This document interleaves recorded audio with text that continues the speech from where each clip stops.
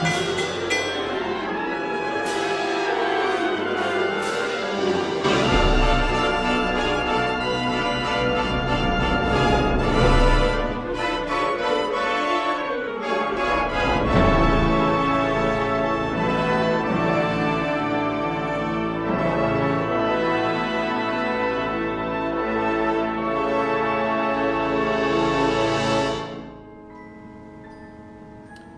afternoon.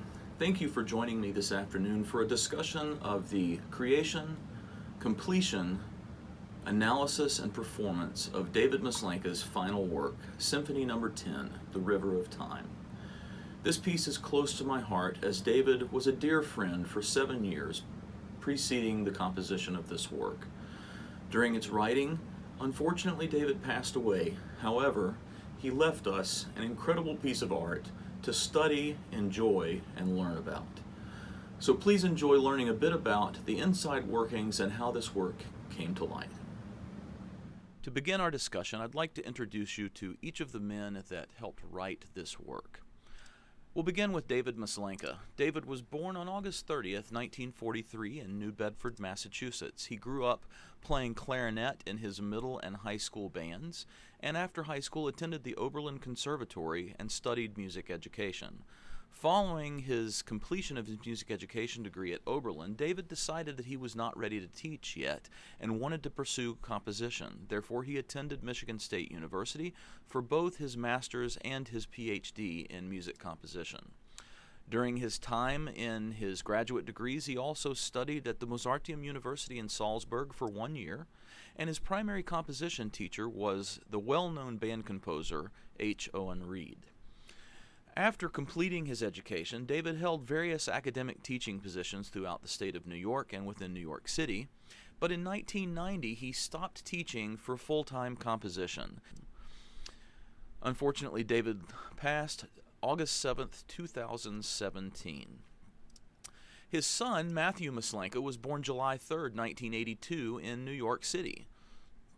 He was the second of 3 children born to David Maslanka and grew up as primarily a euphonium player, but also learned to play bass trombone. He attended Michigan State University as a euphonium performance major, and then finally went on to Indiana University for a master's in euphonium performance, as well as a doctorate in brass pedagogy.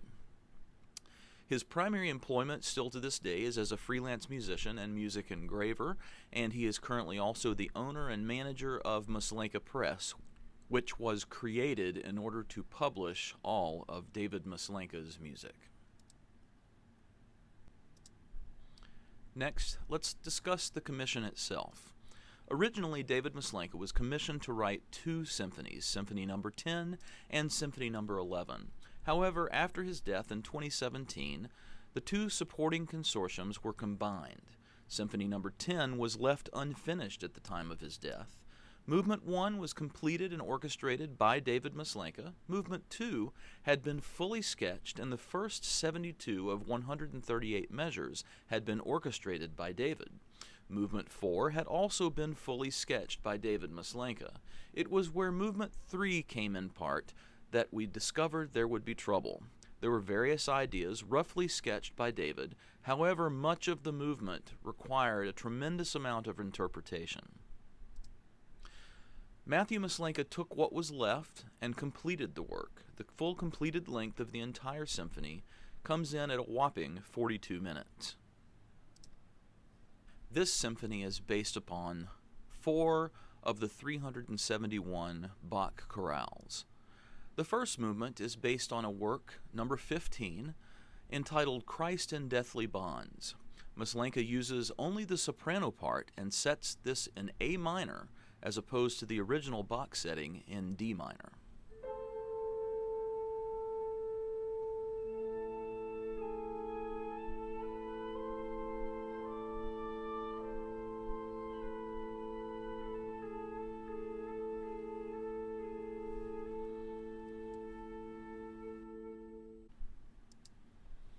Movement 2 is based on Bach Chorale number 133, the English translation meaning "We Believe in God."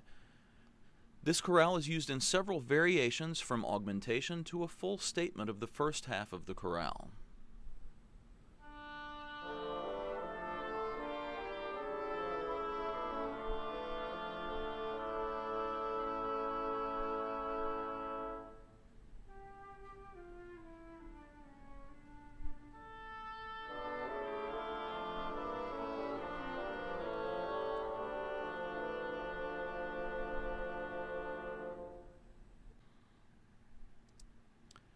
Next, in Movement 3, we find Bach Chorale number 328, translated as Dear Jesus, We Are Here.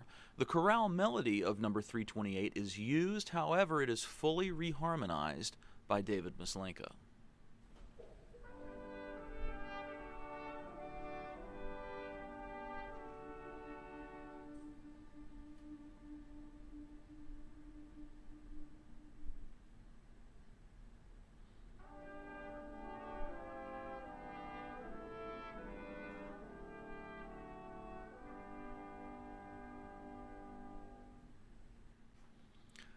Finally, in movement number 4, Maslanka uses Bach Chorale number 297, Jesus, Dear to My Soul. Maslanka reharmonizes the chorale using the same chords as Bach, only using phrases 1 through 4 and 7 through 8 in the symphony. This can be found most prevalent at the conclusion of the fourth movement, as Matthew Maslanka orchestrated a solo male voice to reenact his father's daily routine of singing one part of a chorale while playing the other three.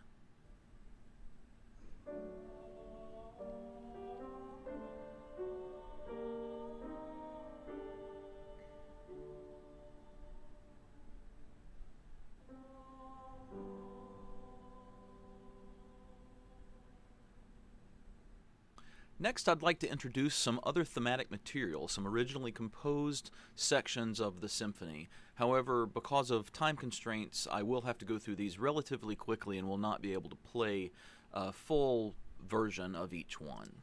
The first in Movement 1 is the reflection theme.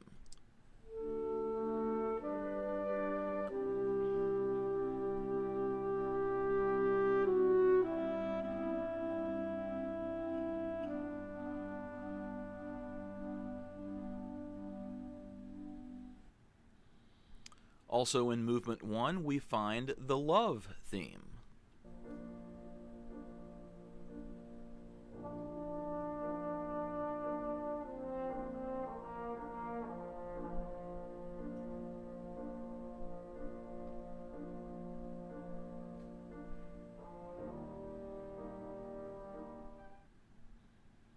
Next, also in Movement 1, is the anger theme.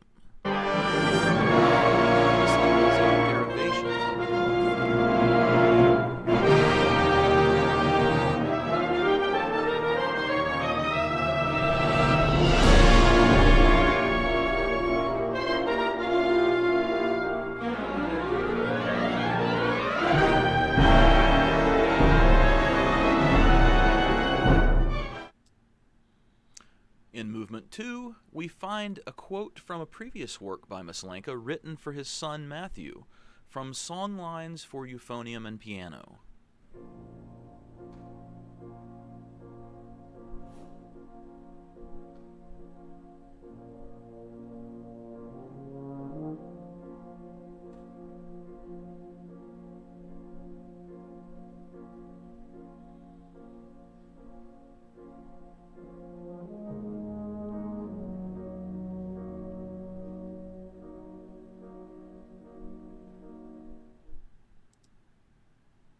Movement 3 contains the heart of the work, with a piece that David had scratched on a lonely sheet of paper found on his piano that he titled The Song at the Heart of It All.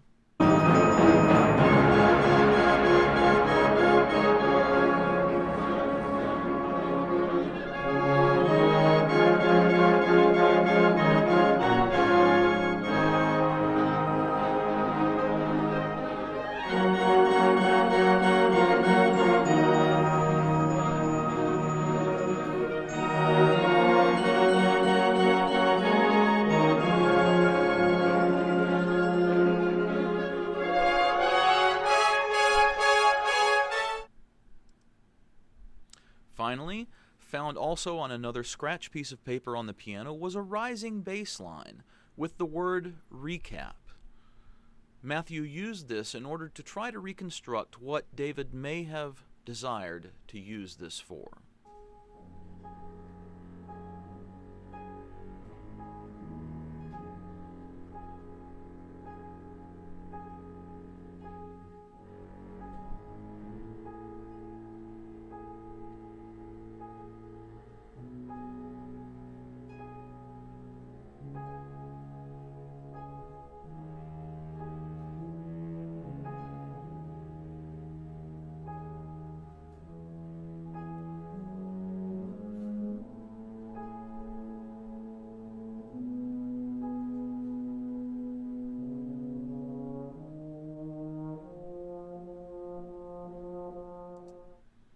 In Movement 4, we find another quote from a previous work of Maslanka from Hosanna's, Movement 5.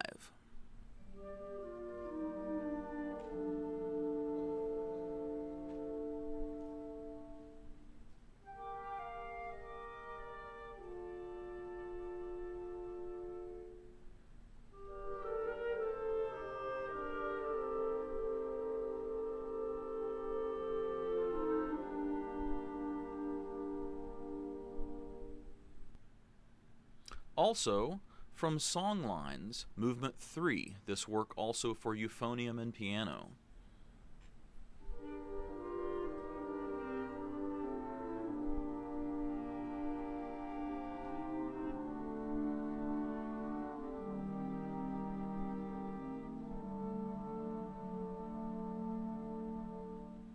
At this point, I would like to move into the theoretical analysis.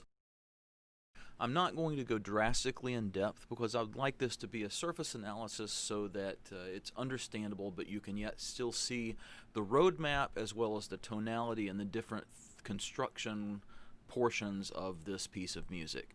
So to begin with, we'll start with Movement 1, and each of these movements I will go through both the roadmap, the musical roadmap, as well as the tonality, key centers, and different things that we have found throughout the work. So to start off with form for Movement 1, we begin with the introduction section, which is from measures 1 through 58, and then we enter into the reflection section, which is where the reflection theme comes in. Finally, at measure 99, we enter the emotional struggle section, and again we have a recap of the reflection section at measure 155. I would like to say that all of these names for each of these sections and themes are things that I have assigned to these with the permission of Matthew Maslanka. We do not know if these are definitely the things that David was thinking about when composing the work, but my research has found that very likely so this is what each of these are. Movement 1, for example, the title of the movement is Allison, and a large majority of the movement was written and orchestrated shortly after the passing of David's wife, Allison. The tonality, we find the introduction section begins in A minor, moves into A major, and then we enter the D major section for the reflection section with the reflection theme. And then finally, the emotional struggle section enters B flat major and B flat minor, returning to D major and modulating to B flat major before the end of the movement. In Movement 2, we find a fairly simple form in that we only have the chorale statement at the beginning from measures 1 through 31, and then the remainder of the music for Movement 2 is the songlines section, taken primarily from the songlines, the previous composition by David Maslanka. Songlines was written as a gift to Matthew from his father, and he wrote that for him, and thus his usage of this section in this movement. The tonality begins in D minor with the chorale section, and then the songline section we see modulating from B flat minor into an emotional exploration section where we travel through almost every key center possible: F major, C major, G major, so on and so on and so on, ending up at the end of it in B flat major. Then we modulate into B flat minor for the yearning theme statement, and finally ending back up in B flat major at the end for the contentment theme. In Movement 3, we find that there's a drastic amount of form things going on in the fact that movement 3 was the one movement that was left so incomplete and was primarily composed by Matthew. During the composition of this movement, Matthew actually put the movement together and then sent it to some of us to listen to get some feedback from others. And what was recommended to him by another composer friend was that he couldn't find that it relayed the grief and the emotions that Matthew was trying to get out by finishing this music. So Matthew actually went back after this entire movement, after the entire symphony actually was finished, and rewrote the second half of the third movement to make it more dissonant, to relay his anguish of having lost both his mother and his father within a 30-day period in July and August of 2017. The graph that you see here in front of you is actually one that was created by Matthew for a presentation that he had given talking about this movement. And as you can see, the range of emotions go from tranquil all the way through love, grim, rage, and triumph. And then on the bottom, you see the continuity of the music. Chorale, first theme, development. When you see the heart there, that's where we have the entry of the song at the heart of it all. Climax and quiet rise, which is where that rising bass line was found. And then a return to the song at the heart of it all, which is the euphonium solo. As Matthew would speak about it, it's him singing his father's song in his voice. Finally, we find the first theme recap and the ending. The tonality travels through many different keys, creating emotional responses to the music that truly can't be described, beginning in major keys and modulating through minor keys, arriving in D-flat major for the full statement of the song of the heart of it all, and then the solo being in D-flat minor, but yet that area is very ambiguous in the tonality when analyzing the piece. The mediant, or the third of the major chord, third of the minor chord actually, of D-flat minor there, cannot be found. So it's a bit ambiguous as to whether David had chosen for that to be in major or minor. Finally, we wrap up movement 3 with D-flat major and progressively increasing dissonance. Once movement 3 was written, movement 4 was found to be somewhat of unfitting. It seemed like the work should end at the end of movement 3, which is yet again the reason that Matthew went back and rewrote the second half of the movement. After the rewrite, movement 4 actually served as more of a band-aid to the wound. Matthew had gotten out some of his emotions of losing his parents during movement 3, and movement 4 is the healing process. We find the hosannas and songline section in the beginning of the movement, followed by a peaceful section, the chorale introduction, and then the acceptance section. Also, the chorale closes this movement rather than opening it, as the three chorales in the preceding three movements do. Again, closing the entire piece with only a solo male voice and piano, much like David wrote each day. The tonality goes from D minor, D major, B flat major, G minor. We also find a transitionary area that goes through C sharp minor and F sharp minor, and finally ending the work in G minor. The instrumentation for this piece is much like wind bands are typically composed for nowadays. However, David does have the second bassoon doubling on contrabassoon. The second oboe requires an English horn. There is a standalone contrabass clarinet part. There is a 5-person sax section, which is a bit abnormal, as the typical wind band instrumentation usually calls for 2 altos, a tenor, and a bari. This work actually calls for 1 soprano sax, 2 altos, tenor, and bari. The first trumpet player must double on piccolo trumpet, as well as the piece is written to include double bass, harp, and piano.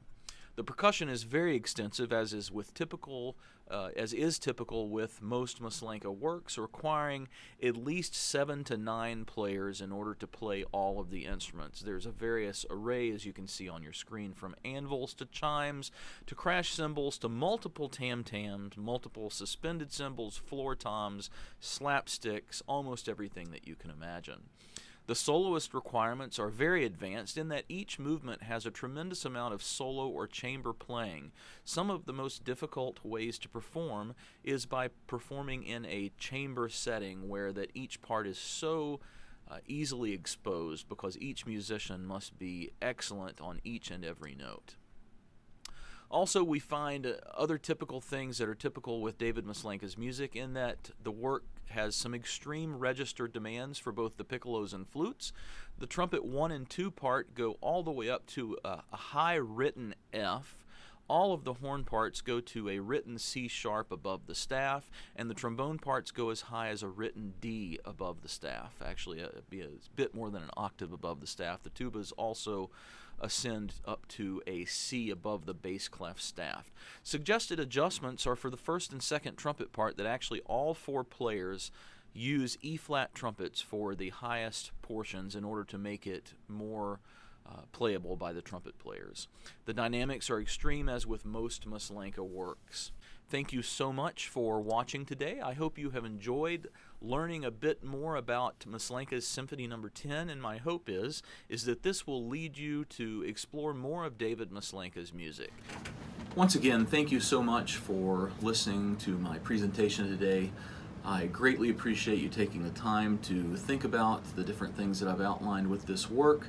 Again, it's something that's very important to me, as I was deeply involved in the commissioning of the work, as well as David Maslanka and Matthew Maslanka being close friends.